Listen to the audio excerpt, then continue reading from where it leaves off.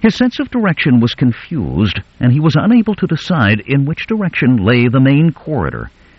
He did not look for the torch, as he had no means of rekindling it. His groping hands found the openings of the tunnels, and he chose one at random. How long he traversed it in utter darkness he never knew, but suddenly his barbarian's instinct of near peril halted him short. He had the same feeling he had had when standing on the brink of great precipices in the darkness. Dropping to all fours, he edged forward, and presently his outflung hand encountered the edge of a well, into which the tunnel floor apparently dropped abruptly. As far down as he could reach, the sides fell away sheerly, dank and slimy to his touch. He stretched out an arm in the darkness and could barely touch the opposite edge with the point of his sword. He could leap across it then, but there was no point in that. He had taken the wrong tunnel, and the main corridor lay somewhere behind him. Even as he thought this, he felt a faint movement of air. A shadowy wind rising from the well stirred his black mane. Conan's skin crawled.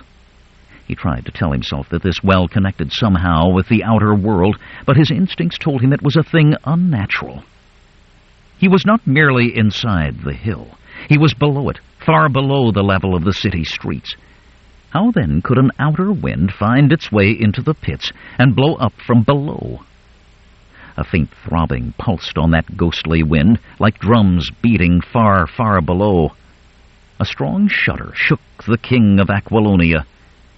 He rose to his feet and backed away, and as he did, something floated up out of the well.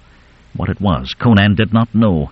He could see nothing in the darkness, but he distinctly felt a presence, an invisible, intangible intelligence which hovered malignly near him. Turning, he fled the way he had come. Far ahead, he saw a tiny red spark. He headed for it, and long before he thought to have reached it, he caromed headlong into a solid wall and saw the spark at his feet. It was his torch, the flame extinguished, but the end a glowing coal. Carefully he took it up and blew upon it, fanning it into flame again. He gave a sigh as the tiny blaze leaped up. He was back in the chamber where the tunnels crossed, and his sense of direction came back. He located the tunnel by which he had left the main corridor, and even as he started toward it, his torch flame flickered wildly, as if blown upon by unseen lips. Again he felt a presence, and he lifted his torch, glaring about. He saw nothing, yet he sensed somehow an invisible, bodiless thing that hovered in the air, dripping slimily and mouthing obscenities that he could not hear but was in some instinctive way aware of. He swung viciously with his sword, and it felt as if he were cleaving cobwebs. A cold horror shook him then, and he fled down the tunnel, feeling a foul, burning breath on his naked back as he ran. But when he came out into the broad corridor, he was no longer aware of any presence, visible or invisible. Down it he went, momentarily expecting fanged and taloned fiends to leap at him from the darkness. The tunnels were not silent. From the bowels of the earth, in all directions, came sounds that did not belong in a sane world. There were titterings, squeals of demoniac mirth, long shuddering howls, and once the unmistakable squalling laughter of a hyena ended awfully in human words of shrieking blasphemy. He heard the pad of stealthy feet, and in the mouths of the tunnels caught glimpses of shadowy forms, monstrous and abnormal in outline. It was as if he had wandered into hell, a hell of Tsothalanti's making.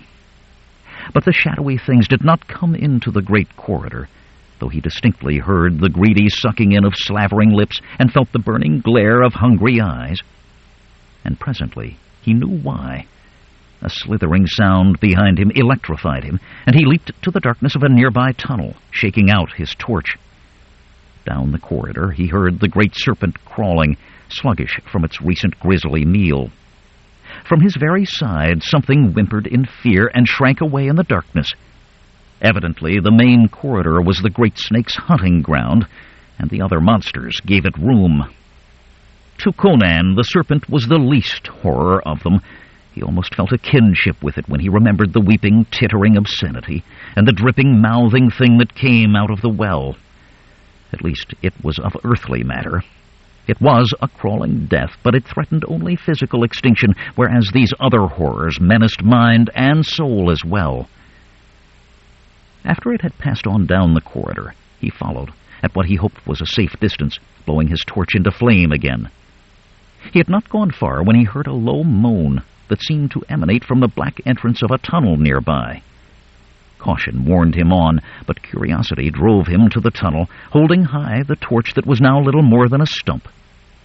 He was braced for the sight of anything, yet what he saw was what he had least expected. He was looking into a broad cell, and a space of this was caged off, with closely set bars extending from floor to ceiling, set firmly in the stone. Within these bars lay a figure, which, as he approached, he saw was either a man or the exact likeness of a man, twined and bound about with the tendrils of a thick vine which seemed to grow through the solid stone of the floor.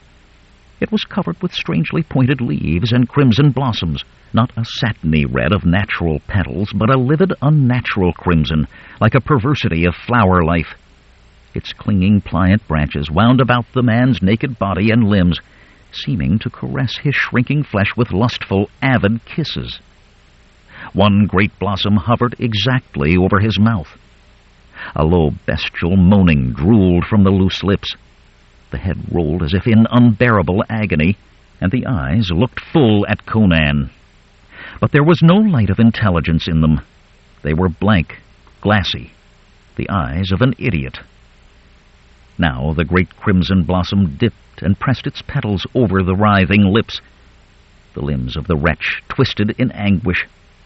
The tendrils of the plant quivered as if in ecstasy, vibrating their full snaky lengths. Waves of changing hues surged over them. Their color grew deeper, more venomous. Conan did not understand what he saw, but he knew that he looked on horror of some kind. Man or demon, the suffering of the captive touched Conan's wayward and impulsive heart. He sought for entrance and found a grill-like door in the bars, fastened with a heavy lock, for which he found a key among the keys he carried, and entered. Instantly the petals of the livid blossoms spread like the hood of a cobra. The tendrils reared menacingly, and the whole plant shook and swayed toward him. Here was no blind growth of natural vegetation. Conan sensed a strange, malignant intelligence. The plant could see him, and he felt its hate emanate from it in almost tangible waves. Stepping warily nearer, he marked the root stem, a repulsively supple stalk thicker than his thigh, and even as the long tendrils arched toward him with a rattle of leaves and hiss, he swung his sword and cut through the stem with a single stroke. Instantly the wretch in its clutches was thrown violently aside, as the great vine lashed and knotted like a beheaded serpent, rolling into a huge irregular ball. The tendrils thrashed and writhed. The leaves shook and rattled like castanets, and petals opened and closed convulsively. Then the whole length straightened out limply. The vivid colors paled and dimmed, and a reeking white liquid oozed from the severed stump. Conan stared, spellbound. Then a sound brought him round, sword lifted. The freed man was on his feet, surveying him. Conan gaped in wonder. No longer were the eyes in the worn face expressionless. Dark and meditative, they were alive with intelligence, and the expression of imbecility had dropped from the face like a mask. The head was narrow and well-formed, with a high, splendid forehead. The whole build of the man was aristocratic, evident no less in his tall, slender frame than in his small, trim feet and hands. His first words were strange and startling. "What year is this?" he asked, speaking in Kothian. "Today is the 10th day of the month Yuluk of the year of the gazelle," answered Conan. "Yakkulan Ishtar," murmured the stranger. 10 years? He drew a hand across his brow, shaking his head as if to clear his brain from cobwebs. "All is dim yet. After a 10-year emptiness, the mind cannot be expected to begin functioning clearly at once. Who are you?" "Conan, once of Cimmeria, now king of Aquilonia." The other's eyes showed surprise. "Indeed?" And Numetides? I strangled him on his throne the night I took the royal city, answered Conan. A certain naivete in the king's reply twitched the stranger's lips. Pardon, your majesty. I should have thanked you for the service you have done me. I am like a man woken suddenly from sleep deeper than death, and shot with nightmares of agony more fierce than hell. But I understand that you delivered me. Tell me, why did you cut the stem of the plant Yothka instead of tearing it up by the roots? Because I learned long ago to avoid touching with my flesh that which I do not understand, answered the Cimmerian. Well for you, said the stranger. Had you been able to tear it up, you might have found things clinging to the roots against which not even your sword would prevail. Yothka's roots are set in hell. But who are you? Demanded Conan. Men called me Peleus. What? Cried the king. Peleus the sorcerer? Tsotha-Lanti's rival who vanished from the earth 10 years ago? Not entirely from the earth, answered Peleus with a wry smile. Tsotha preferred to keep me alive in shackles more grim than rusted iron. He pent me in here with this devil flower whose seeds drifted down through the black cosmos from Yag the Accursed, and found fertile field only in the maggot-writing corruption that seethes on the floors of hell. I could not remember my sorcery, and the words and symbols of my power, with that cursed thing gripping me and drinking my soul with its loathsome caresses. It sucked the contents of my mind day and night, leaving my brain as empty as a broken wine jug. 10 years. Ishtar preserve us. Conan found no reply, but stood holding the stump of the torch and trailing his great sword. Surely the man was mad, yet there was no madness in the strange dark eyes that rested so calmly on him. Tell me, is the black wizard in Korshemish? But no, you need not reply. My powers begin to wake, and I sense in your mind a great battle, and a king trapped by treachery. And I see Tsotha-Lanti riding hard for the Tybor with Strabanus and the king of Ophir. So much the better. My heart is too frail from the long slumber to face Tsotha yet.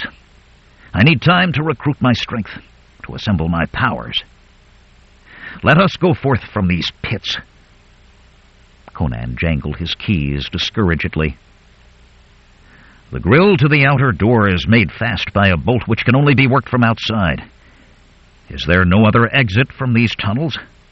Only one which neither of us would care to use, seeing that it goes down and not up, laughed Peleus. But no matter. Let us see to the grill. He moved toward the corridor with uncertain steps, as of long unused limbs, which gradually became more sure.